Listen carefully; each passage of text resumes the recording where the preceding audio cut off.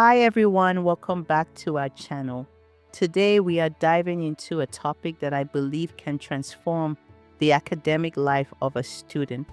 It's about being in the state of mind called flow, a state of deep focused concentration, a state of mind where you are completely engaged in an activity, like studying.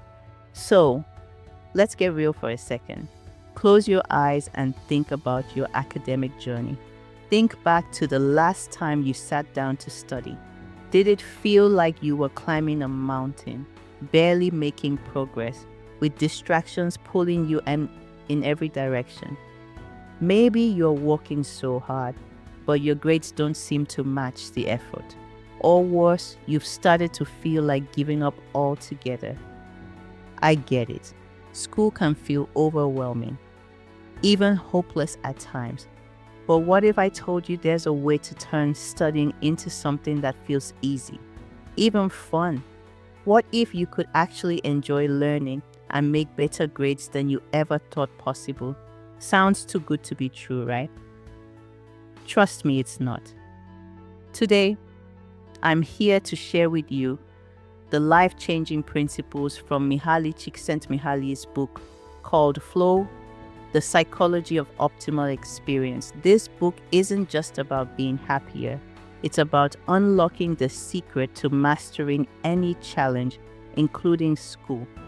So stick around because I'm going to share the inspiring story of a student just like you who went from failing their classes to thriving thanks to these principles.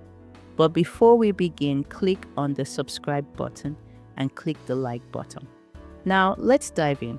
Coming in at number 10 is control your focus using the Pomodoro technique. Let's start with focus, which is the key to everything. Flow happens when you eliminate distractions and give your full attention to what you're doing. Honestly, distractions are the enemy of flow, and let's be honest, distraction is everywhere. TikTok, Instagram, and Netflix and so on. They pull your attention away before you even realize it. Flow starts with focus, so take charge of your environment. Turn off notifications, clear your desk. Most of all, try a technique called Pomodoro technique. It works wonders for locking in your focus. Break your work into small 6 and then 15-minute intervals. This makes it feel less intimidating. Instead of thinking, I have to study for 3 hours, you're saying, I just need to focus for 15 minutes, and then I take a 5 minutes break. By incorporating regular breaks, the Pomodoro technique helps prevent mental fatigue. These short pauses let your brain rest, so you stay sharp and motivated throughout your study session. Many students struggle with losing track of time when studying. The Pomodoro technique trains you to be more aware of how you're spending your time, making it easier to plan your day. The hardest part of studying is often just getting started. The Pomodoro technique gives you a clear starting point, and once you complete one Pomodoro, you'll feel motivated to keep going. The timer creates a sense of urgency, pushing you to concentrate fully on your task. You'll be surprised how much you can accomplish in just one Pomodoro when you eliminate distractions. So how does it work? I'm glad you asked. First, choose a task. Start with a single focused task. For students, this could be reviewing lecture notes, solving math problems, or writing an essay. Then you set a timer for 15 minutes. Commit to working on your chosen task for 15 minutes without any interruptions. This 15-minute block is called a Pomodoro. Then you work on the task until the timer rings. While working on the task, you can repeat this to yourself: I will not stop until I complete this task. Repeat it in your mind as many times as possible. This gives your mind a goal to work towards.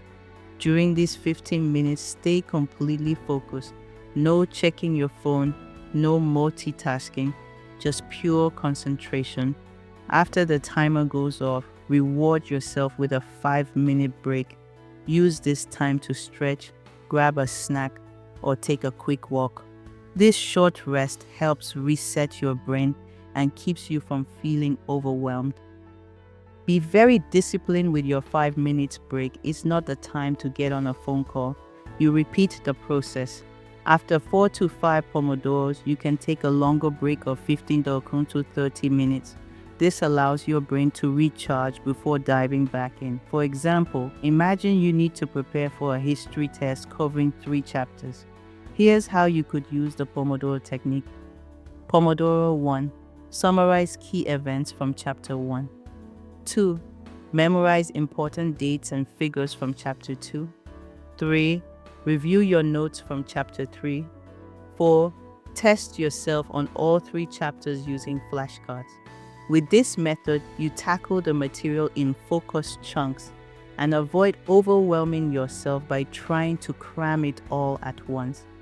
Fortunately for you, I have created a Pomodoro video with the relaxing jazz music to help you focus and concentrate more. So, click on the link above to access the video. Jazz music is being proven to one of the best study music because it helps increase focus by captivating your mind and at the same time fading into the background. This creates an atmosphere that promotes concentration without distraction. So use the every time you study or need to be in a state of flow. Furthermore, here are ways to stay consistent with the Pomodoro technique. First, set up a distraction-free zone. Put your phone on airplane mode, close irrelevant tabs, and let others know you're in a do not disturb mode. To track your progress, keep a notebook or app to recall how many Pomodoros you complete in a day. This small habit builds accountability and shows you how productive you're being. Adapt the time blocks. At some point, 15 minutes will get too short for you, so you can move to 25 minutes. Here's my challenge for you. Try 1 Pomodoro session today. Just 15 minutes. Pick one task, set a timer, and dive in. After your break, you'll feel accomplished and ready to keep going. Who knows? It might just change the way you study forever. Moving to number 9 is setting clear goals. Imagine trying to drive somewhere without knowing the destination. Frustrating, right? Studying without clear goals feels the same. Break your study session into bite-sized, achievable goals. Instead of study chemistry, say, I'm going to learn the periodic trends for the next 30 minutes. Goals give your brain direction and purpose. Number 8 is matching challenge to skill. Here's the thing, if studying feels too easy, you'll be bored. If it feels too hard, you'll be anxious. Flow happens when the challenge is just right. Say you are struggling with physics. Don't start with the hardest problems, rather start with simpler problems. Build your confidence and gradually take on harder ones. This step-by-step approach keeps you motivated and in the zone. Number 7 is enjoying the process of studying. I know. The question on your mind is, how can studying be enjoyable? Hear me out. But it's all about perspective. When you think of studying as a chance to master something, like solving a puzzle or beating a video game, it becomes so much more fun. Try gamifying your learning process. Reward yourself for small wins. Maybe a snack break after finishing a tough chapter. Remember, the more fun you make it, the more likely you are to stay engaged. Number 6, eliminate distractions. This one's tough, but it's critical. You can't enter flow if your phone buzzes every 5 seconds. Like I said earlier, put your phone on airplane mode or leave it in another room. And for my gamers out there, yes, you, turning off your console for a few hours is possible. You'll be amazed at how much better you can concentrate. Number 3, seek immediate feedback. Feedback is how you learn. After studying, test yourself right away. Apps like Quizlet or flashcards are perfect for this. The more immediate the feedback, the faster you will improve. Think of it like leveling up in a video game. You know right away if you've succeeded or need to try again. Number 5. Break big goals into small steps. Ever been assigned a 10-page paper and thought, where do I even begin? The trick is to break it into steps. Now, day 1, brainstorm idea. Day 2, outline your points. Now, day 3, write the introduction. Small steps make big projects manageable. Number 3, embrace feedback and mistakes. Here is a mindset shift. Don't fear mistakes. They are your greatest teacher. When you miss a question, don't see it as failure. See it as a clue to what you need to work on. Think like Sherlock Holmes. Each wrong answer brings you closer to solving the case. Number 2, practice makes progress. Reaching flow takes practice. Nobody hits flow on their first try. It's like building muscle. Repetition strengthens your ability to focus and improve. So if you're struggling now, don't give up. Every session gets you closer to mastering the material. Finally, number 1, make it personal. Find meaning in what you're learning. When you connect your studies to something meaningful, it becomes easier to focus and it transforms your studies from boring tasks into meaningful stepping stones. This shift in perspective fuels motivation, focus, and even enjoyment. For example, a student dreaming of becoming a doctor might find biology more engaging when they realize that what they are learning now lays the foundation for saving lives in the future. Let's meet Sara, a college student who dreams of becoming a doctor. At first, Sara struggles to stay interested in her biology class. Mitosis, cell structures, and DNA replication feel abstract and irrelevant. But then she decides to make her studies personal. Here's how. Sara starts by vividly imagining her dream. She pictures herself in a white coat, standing in a hospital, helping patients.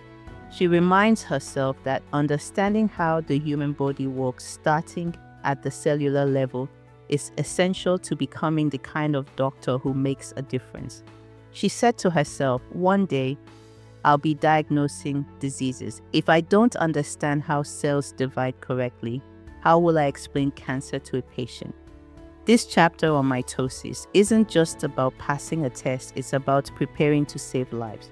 Sara connects biology lessons to real-world medical scenarios. For instance, when learning about the circulatory system, she thinks about how understanding blood flow is crucial for treating heart attacks.